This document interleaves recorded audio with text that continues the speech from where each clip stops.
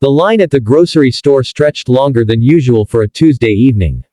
Daniel shifted his weight from one leg to the other and glanced down at his 6-year-old daughter, Ella, who sat in the shopping cart, swinging her legs. She held a loaf of bread in her lap like it was treasure, her hair tied into a messy ponytail he had attempted before they left home. Being a single dad wasn't easy. Every little task felt like a mountain, but he did it with love. He had promised himself that no matter how tough life got, Ella would always feel safe and cared for. Tonight, though, he was exhausted. His construction shift had run late, and he still needed to make dinner, help with Ella's reading homework, and somehow find time to fix the leaky faucet that had been dripping for days. When their turn finally came, he pushed the cart forward and offered the cashier a tired but polite smile.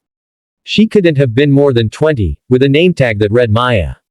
Her long sleeves hung a little loose on her frame, and her dark hair was pulled back, though a few strands had slipped free. As she began scanning items, Daniel noticed something: her hands were trembling. Not a slight jitter, but a noticeable shake that made the bread nearly slip as she moved it across the scanner. At first, he thought maybe she was just cold, but the store was warm. She fumbled with a carton of eggs, nearly dropping it, and muttered an apology under her breath. Daniel watched for a moment, debating whether to say anything. He didn't want to embarrass her, but his curiosity and concern got the better of him. "Hey," he said gently, leaning closer so Ella wouldn't overhear, "are you okay? Your hands, they're shaking." Maya froze, the beeping of the scanner momentarily forgotten. Her eyes flicked up to his, wide, as if she'd been caught doing something she wasn't supposed to. For a moment, Daniel thought she might snap at him or brush it off. Instead, she set the box of cereal down carefully, exhaled, and whispered, "It's not the first time someone's noticed." Daniel waited, sensing she had more to say. Her voice trembled like her hands when she continued. "I have anxiety. Pretty bad, actually. Sometimes when I get nervous, my hands won't stop shaking. It makes my job harder, and I'm always worried people will think I'm careless or broken."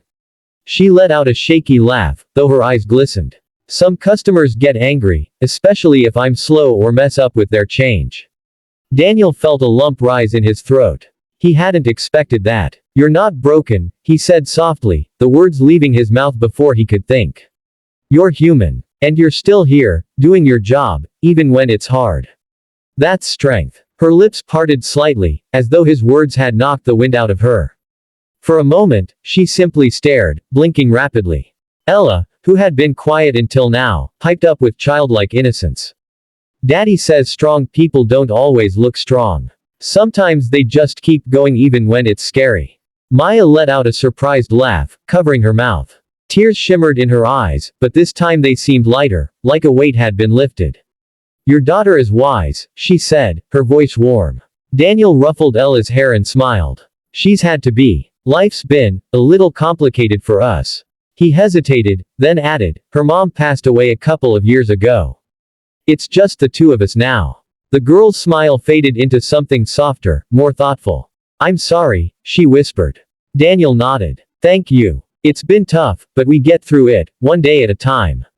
Sometimes I think it's the little kindnesses that keep us going. A smile from a stranger. A kind word. You never know how much it means." Maya swallowed hard, her shaking hands still, just for a moment. She scanned the last few items in silence, then looked up again. "You have no idea how much I needed to hear that today. Before my shift, I almost didn't come in. I was sitting in the parking lot, trying to calm myself down, telling myself I couldn't handle people staring at me again. But I forced myself through the door. And then you didn't just stare. You asked." Daniel didn't know what to say. He wasn't used to being the one who made such an impact. But maybe that was the point. Sometimes the smallest act of noticing someone else could change everything. "You're braver than you think," he said finally. "And you're not alone, even if it feels like it." Maya blinked back more tears, then gave him a smile that looked genuine, the kind that came from deep inside. She handed him the receipt with steady hands this time. "Thank you," she whispered. "For seeing me." Daniel took the receipt, but it felt like more than a slip of paper had passed between them. He nodded and guided Ella out of the store, the cool evening air wrapping around them as they stepped outside. As they walked to the car, Ella looked up at him. Daddy, she said seriously, I think you helped her. Daniel chuckled, lifting her into the car seat. Maybe. But I think she helped me too. That night, after dinner and bedtime stories, when Ella was asleep and the apartment was quiet, Daniel thought back to the moment at the checkout line. Life had a way of piling on burdens, of making people feel invisible under the weight of their struggles. But sometimes, just sometimes, you got the chance to remind someone they weren't alone.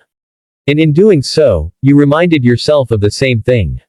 He closed his eyes, exhaustion finally pulling at him, but this time there was a small, unexpected peace in his chest.